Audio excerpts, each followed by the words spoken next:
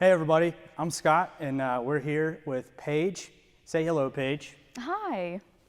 And Paige is a world-class starting goalie for Lakeside for lacrosse, and so I'm excited to get to talk with her, and excited to talk with her about some of the great things she's doing with regards to her faith and why she's called to do that.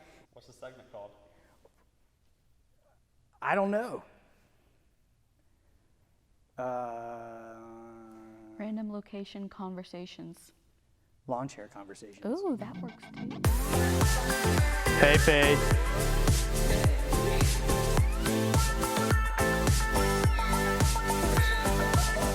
So, Paige, I'm glad you're here and glad that you have, really thrilled that you've agreed to talk with me. We haven't really, I think, officially met, like in a conversational sense, and so this could be awkward when Aaron calls you and says, hey, would you mind having a conversation with Scott on camera? And you're like, what's he gonna ask? And Aaron's like, I don't know. And is that how that went? Kind of, yeah. Yeah. That's pretty accurate. Yeah. So with that in mind, would you mind opening us up and telling us your deepest, darkest sin? No, I'm just playing. So you just got a text message from your friend saying, hey, you want to go get egg rolls? And my question is, what do you think, or who do you think has the best egg rolls in town? Oh, well, her mom makes them, so I think those are the best.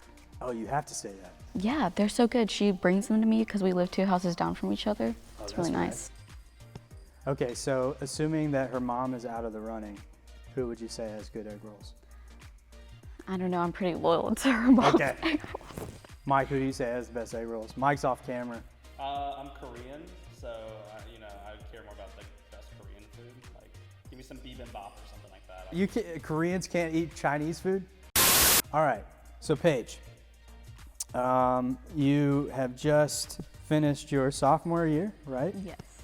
And you, as I said in the intro, are a world-class extraordinaire goalie for lacrosse.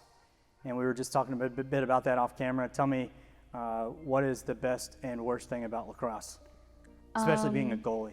Being a goalie, I think the best thing is like you get to know your team and you meet a lot of new people. And like I'm like a band kid, so I got to meet a lot of people I probably would never talk to, which is really nice. And then the worst thing is Keith, the ref. Any of the lacrosse girls that play will know what I'm talking about. All right, we're throwing shade, but hey, Keith, we love you, and Jesus loves you, and we mean no shade, but anyway, we'll move on. So you're here, and Aaron had a conversation with you, and to be frank with you, and I think I told you this, Aaron, I said to him, and Aaron's our student minister. I assume that people know that, but maybe you're checking us out for the first time. And our student minister, Aaron, said, hey, I know a good person that would be a great interview, and he mentioned Paige. And I said, well, tell me a bit about her and why you think that would be a great interview, and he did. And so just to kind of jump right in, he sent me a text message just yesterday, and he said, hey man, I just want you to check this out. And it was a list, and it was a forward message from you, I think, and it said, Yeah. Here are all of the prayer requests that were collected and just sent out to students for them to be praying for, that students, I guess, sent to you. Can you tell me a little bit about like what's going on there? And 'cause I Yeah. think that's really cool. So basically, the care team came up with an idea to like collect prayer requests from people, and I found that like the most effective way to get them was to personally message people. So usually I go on Snapchat and I just go down my friends list and I send, how can I pray for you? Sometimes they're a little confused and I have to explain it, but most of the times I get prayer requests, and then I leave out the name on the list just for, privacy. Yeah. And I send it to care team and we pray for them, so yeah. Do you guys, well, tell me about this care team.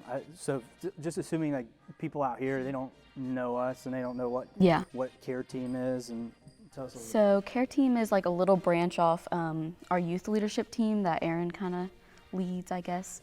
And we kind of are just there to like make people feel cared for and, come up with ideas and stuff like that. And so you collect prayer requests. Is it primarily through Snapchat? Yes, and then sometimes I text like family members because they don't have Snapchat. So there's a good use for Snapchat. Yes. Awesome. How many? I mean, I saw on the list there were a bunch. So like, how many would you typically get in a week, or how often do you do it? I try to do it once a week. Sometimes every other week. It depends. Usually I get between like 40 and 70. It really depends on how many people respond. And when you guys get this list, you said you pray for it. Do you guys pray as a team together, or do you just like promise to do it separately? How does that work? We typically do it separately. Yeah. So. Do you guys meet up through Zoom at all, or have you had any kind of lead meetings like that just to get together? I know this is kind of a weird time. Right now, leadership all together has been meeting, and sometimes Aaron checks up on how the little prayer request thing's going. So. That's about what we do.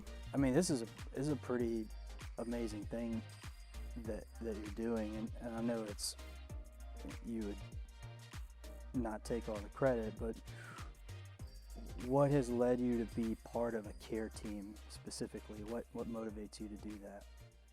Well, I went through some rough times. As you know, my oldest brother passed, and I got really distant from God then. But like when I entered high school, I realized I needed to if I wanted answers, I should just accept Him. And then I realized that God has a plan for me. So I decided to join leadership because I thought that was a part of the plan. Well, and I don't want to bring up too tough topic, but you said that was a rough time for you, and I can understand. I lost like a brother in me. It was my cousin, my older cousin, when I was younger, and we were older than you are, and that was devastating to me, so I can only imagine what it's like for you. How old were you when that happened? I think I was 13 or 14. It was in the 7th grade, at the end of the year. And you said you were angry at God? Yeah. How did you blame God for that? Which I think is totally normal, by the way. I don't blame you for that. I just think I didn't understand, why. Yeah. Oh, I'm sorry. You're fine. I don't want to cry on camera. I don't like doing that. I'm wearing mascara. I think I just was really confused, and I was like, well, why did this have to happen to me? Because it was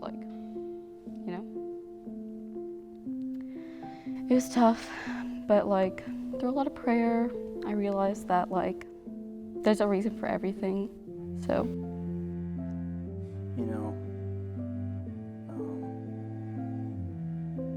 It's hard for us to process tragedy, and it's very normal for us to want to blame God. And I think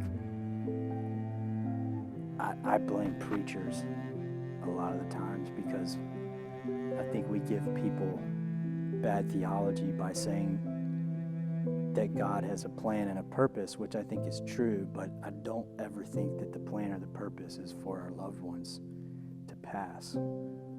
Eventually we all have to do that, but I think tragedy happens, and the beauty of God is that God is working things. It says in Romans 8:28, all things together for good, according to those who love Him. And so God tries to bring goodness out of tragedy. Last week we heard from Matt Griffin, who was talking about the loss of his son and how he's started a foundation, and there's been a lot of good that's come through that. And it seems, just as you're talking, that you're in a very different place. You're 3 years later. What was that process like? I'm imagining the listener or the viewer at home who's thinking, man, this quarantine, maybe I lost my job, maybe I'm struggling financially, maybe I've lost a loved one, and I'm really cranked at God right now. and they're wondering, how can Paige come from a place where she's mad to a place where she's like turned it around and really loving God and serving God and doing really wonderful things on behalf of God? Like, how did that happen for you? Well, I guess after everything happened, I was sad and I just didn't know what to do, because you really don't ever know what to do. But like when I entered high school, I realized I had to do something. Like I had to figure out, how am I gonna get happier? How am I gonna like move on? Because you can't just like go grieving. I mean, it's okay to grieve, but you can't like let that affect you all the time. And I was like, well, I guess maybe this is like the way. Like I guess there was some sort of sign. I don't really know. It just kind of happened. I think maybe leadership team being brought up kind of helped too, because it realized maybe I'll be good at this and it'll give me a new opportunity. I think that's a wonderful observation. Do you think that finding a greater sense of purpose, maybe in leadership or through caring, has helped, even in your serving, has helped you in healing a little bit? Would you say that's? Yeah. It makes me feel better when I know that I'm helping other people. In what ways? A lot of the time when people like give me prayer requests, they're in a rough time. And they'll come back a few weeks later and it'll have gotten so much better. And it's like so nice to hear that, because I know that it probably worked, that I was praying for them, because I believe in the power of prayer. So, yeah.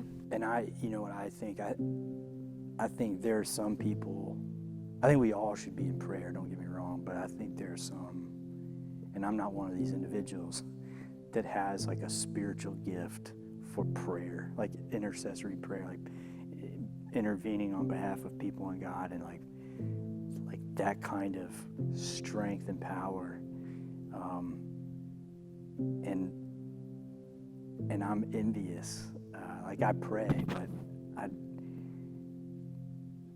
I've never had like clear direction from God, like God coming out, except just a few times in my life. I've always had leanings and direction, like here's where I want you to go toward, but to have that kind of connection is really powerful. And it does show that what you're doing and what the care team is doing has a lot of impact. So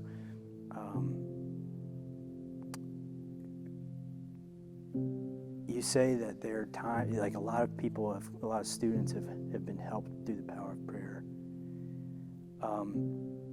Are there times when their situation doesn't necessarily get better? Like, yeah. There are times when they have like someone who's sick and they end up not making it, but I feel like that's when you come in and you just pray for their family and that they heal. I'm so glad you said that. That was kind of a leading question, to be honest with you. So what you're saying is that the power of prayer, or maybe, correct me if I'm wrong, the power of prayer works even when the result we want may not be what we get. Is that? Yeah. Because it may come through the comfort. Is that right? Yeah. How have you, through this process, like, where do you find joy? Like, where have you recovered joy, and how has God given you hope? You know, I think people need hope. I said that last week, and we're all looking for hope. Yeah. So, I think I find hope in all my friends that I meet through all the things I do, like marching band and lacrosse have really helped, because it gives you something to do and something to work at. It's really nice. Are you able to share your faith with friends in marching band or lacrosse? I know that can be difficult. Some of my friends, yes. Some of them are a little more very against Christianity, so it's kind of hard to talk to them about that. Like, don't talk to me about that Jesus thing. Yeah. Yeah. but I still text them if I can pray for them anyway. Hey, you know what? I don't think people get offended. They may think, hey, it's not going to work, not going to help, but it just shows you care. Yeah. That's another thing. A lot of people, whenever you text them, they are like so grateful that like someone's looking out for them. And it's really awesome. It helps to be valued, helps to be noticed.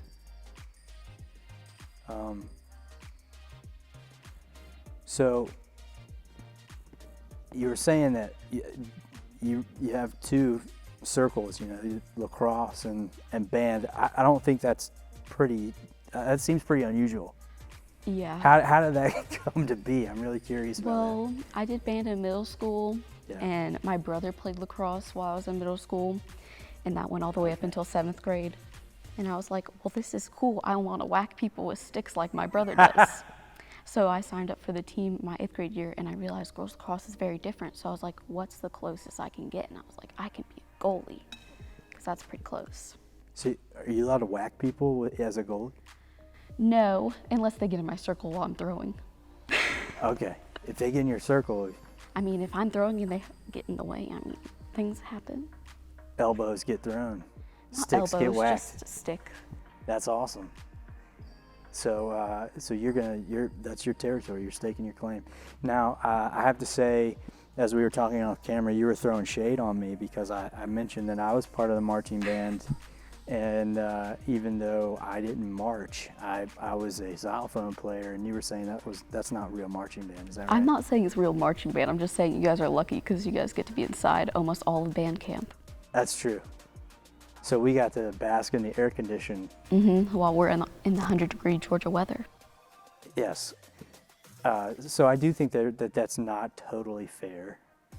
But I just want you to explain to all your pit friends why they aren't real marching band people. Well, I'm just playing. you are part of the marching band. You just don't march and you get inside, I guess. I don't know. She didn't really say that. I'm putting her in a tough spot.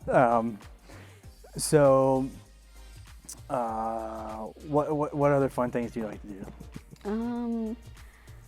I like to go on walks and bike rides with some of my friends. I mean, both my best friends live. My best friend from my childhood lives right next door. Is this the egg roll mom? No, this is Jocelyn. Okay. I've known her forever. Her and my mom used to teach together. Okay. And then the egg roll girl, her name's Kaylee.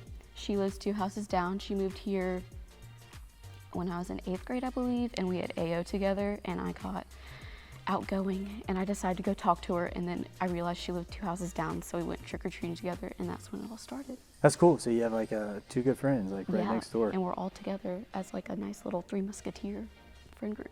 That's awesome. Are they involved in the student ministry here? My friend Kaylee is Catholic, and I'm trying to get her to come here because she's been kind of annoyed. Because Come on, it's not as Kaylee, fun. it's awesome. But we don't Well- want you to not go to mass. Yeah. So. I was like, you can come here. We're fun in student ministry. And then Jocelyn sometimes comes. When I can drive her, I'm going to bring her more because usually it's because her mom can't take her. Okay. All right. Jocelyn, we're going to work to get you a ride. Well, I'm really grateful that you did this. If you got to say anything to somebody about your faith, what would you say to somebody in, just 30 seconds or so? It's like why you believe what you believe, why you are where you are in your walk. Well, like through my faith, I've gotten a lot more happiness. Like it brought me out of a lot of some depressing times. And if you just keep at it, you just have to like trust, and good things will happen, even if it seems like they won't. So. Do you have a favorite Bible verse or any kind of scripture that speaks to you, even if you don't know it by heart? I have it in my phone. Yeah. Okay. It's about to not worry about what man has to do to you. We got it in a daily Bible study. Okay. It says Psalms 56:10-11. It says, "In God whose word I praise, in the Lord whose word I praise. In God I trust and am not afraid. I am not afraid. What can man do to me?" And I think it just reminds everyone that like the only person who really matters, like their opinion and like their love, is God. And it kind of just helps bring you out of some dark times. That's so true. Certainly reflective of your experience, I would say, right? Yeah. And it's true that we don't have to remain where we are, and that God always has something good in store for us if we put our trust in God and put our trust in those who love God, right?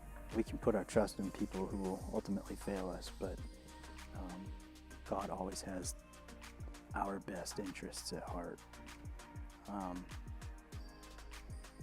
Well, I'm super grateful for you and for all that you're doing, and I know that Aaron is as well, and the student ministry is benefiting so much from you and your leadership. And I pray that your growth will continue, and that you will continue to wow us all and inspire us all to be prayer warriors for those who need care, and remind us that there are people outside and on who are going unnoticed that really need. They could use a text, or they could use a call, or they could use a note to say, "Hey, I'm thinking about you. How can I pray for you?" Is that right? Yeah. Hey, everybody. Thanks for joining us, and thanks for joining Paige and me for Lawnchair Conversations. Hopefully you've been blessed by her story, and I'm sure there will be more of that story to be written, and great things are sure to come. If you'd like to be part of a Lawnchair Conversation, or you know of somebody who has a great story that would bless us all, I would encourage you to contact me either through Facebook or through our YouTube channel, or through email on our church website. You can find that, and we would love to get in contact with them so that we can continue to share good news and have a good time during this crazy time. Y'all have a safe rest of the week, and until next time, see ya. All right, Paige, since you're in my domain, and this is Lawnchair Conversations, we have a challenge because it's a gym, and I figured you're a goalie, athletic, and you're also a band person, so you like to lose at things. So I figure we would, I'm just kidding. I figured we would, I can't be mean. I figured we would have a game of dodgeball before you depart. And so you picked these balls, and I can't imagine anything better than to lose with a butterfly ball tattooed on my face. So, are you ready to do this? It's on. It's on. Okay. All right, here we go. Right here on the Cross and Flame Methodist Jesus style. Now, you gotta go easy on me. I just turned 40, so I don't move like I used to. So what's the rule? Like, do you have to wait to throw the ball, or like? I Okay. don't play dodgeball. You don't play dodgeball? All right, ready? Go. Defense. Defense. Oh! I was gonna catch that. I'm not a good goalie, apparently. I'm already out.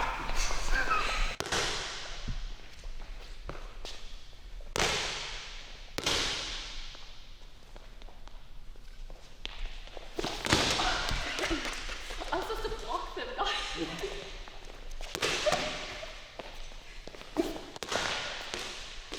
I'll get the hearts and the... Oh! That hurt.